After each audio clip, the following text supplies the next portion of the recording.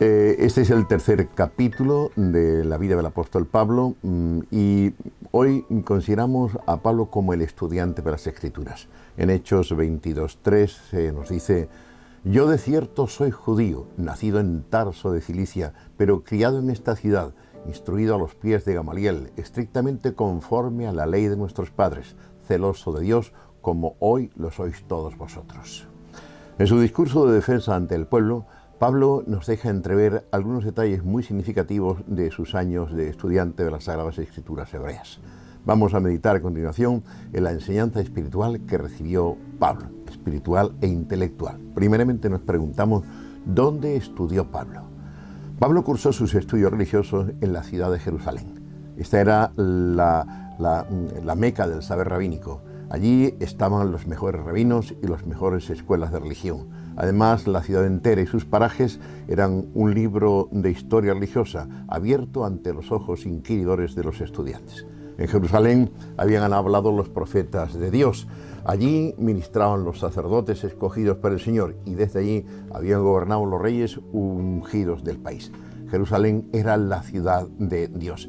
Allí había puesto su templo el Señor y allí tenía que aparecer el Mesías prometido. Estudiar en Jerusalén, pues, a la luz de todo lo dicho, era un auténtico privilegio. El estudiante apasionado con la ley y con su Dios haría todo lo posible para estudiar en el marco privilegiado que constituía esta ciudad tan querida y venerada por todo israelita. Pablo tuvo esta suerte. Pudo estudiar en el mejor lugar de su época. En este sentido fue un estudiante agraciado. Hoy los buenos estudiantes también se esfuerzan por estudiar en las mejores universidades y escuelas del país. En segundo lugar nos preguntamos, ¿quién fue su maestro? Lo que marca la diferencia entre las universidades y las escuelas es la calidad de sus profesores. Las escuelas son unas mejores que otras porque tienen profesores más capacitados. Y Pablo tuvo la fortuna de estudiar a los pies del mejor maestro que había en sus días. Este hombre era Gamaliel, un doctor de la ley venerado por todo el pueblo, un hombre de gran conocimiento, de vida ejemplar y de notoria piedad. Fue él quien, según Hechos 5:39, disuadió al concilio de Jerusalén para que cesasen los primeros hostigamientos contra la iglesia cristiana de Jerusalén. Según este discurso, Gamaliel tenía sus dudas sobre el origen del movimiento que dirigían los apóstoles en Jerusalén. Era indudablemente el mejor maestro judío que podía escogerse para Pablo. Pero, por otra parte, nos vemos en la necesidad de decir que tal vez era el peor de los maestros y el más peligroso de todos, porque ese día, en el concilio que juzgaba a los apóstoles, Pedro y Juan tuvo la gran oportunidad de inclinar el corazón de los judíos hacia Cristo, pero no lo hizo. Y de esta manera, su piedad y erudición se convirtieron para muchos en una maldición, pues si el gran maestro Gamaliel no había reconocido a Jesús como el Mesías de Israel, tampoco lo reconocerían muchas personas que en todo el país veneraban a este anciano por su conocimiento y su piedad.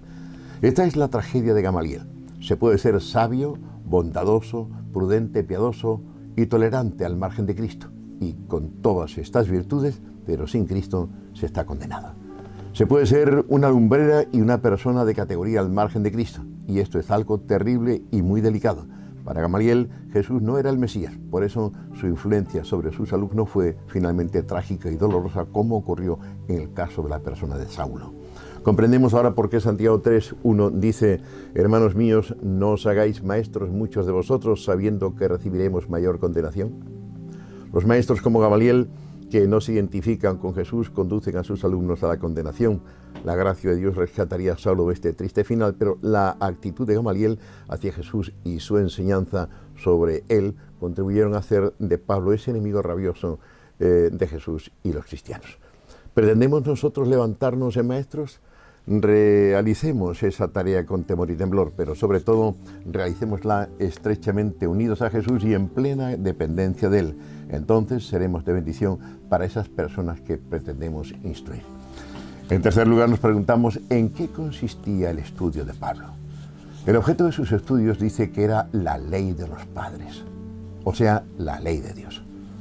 Con esto se sobreentiende todo el Antiguo Testamento, que constituía la base de la instrucción religiosa de todo israelita ortodoxo y de todo aquel que a su vez aspiraba a ser maestro para dedicarse a la enseñanza o ejercer de abogado. ¿Podríamos imaginarnos una asignatura más preciosa que esta en aquellos tiempos? Personalmente pienso que no había nada tan bello en aquellos tiempos, ni en estos tampoco. Todas las profecías, profesiones y estudios son interesantes, qué duda cabe. Sin embargo, esa que ocupa o que se ocupa en el estudio y difusión de la palabra de Dios debe serlo más todavía.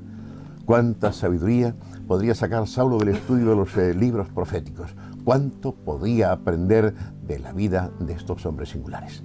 El mismo Dios aconsejó a Josué al comienzo de su carrera que meditase día y noche en el libro de la ley divina para que prosperase en su camino y todas las cosas le salieran bien. El libro de Dios transmite sabiduría para vivir y para enfrentar situaciones difíciles. Refiriéndose al Antiguo Testamento, dice 2 de Timoteo 3:16, toda escritura es inspirada por Dios y útil para enseñar, para redarguir, para corregir, para instruir en justicia, a fin de que el hombre de Dios sea perfecto, enteramente preparado para toda buena obra. Y finalmente, en cuarto lugar, nos preguntamos cuáles fueron los frutos de esa enseñanza. ¿Qué resultado produjo en Pablo esos estudios? Nos llevamos ahora una gran sorpresa, pues el resultado consistió en que Saulo se convirtió en un fanático opositor y en un cruel perseguidor de todos aquellos que amaban a Jesús, mientras quería cumplir así la voluntad de Dios. Nos da mucho que pensar el hecho de que Saulo haya sido instruido por el mejor maestro de su época, en la mejor materia de estudio, o sea, en la palabra de Dios, y que no obstante se haya convertido en un ciego opositor a los caminos del Señor. Así que se puede licenciar uno en las escuelas que cuenten con los mejores profesores. Se puede adquirir también una buena cantidad de conocimiento bíblico y, sin embargo, a pesar de todo esto, puede estar uno muy distante del conocimiento de la voluntad de Dios.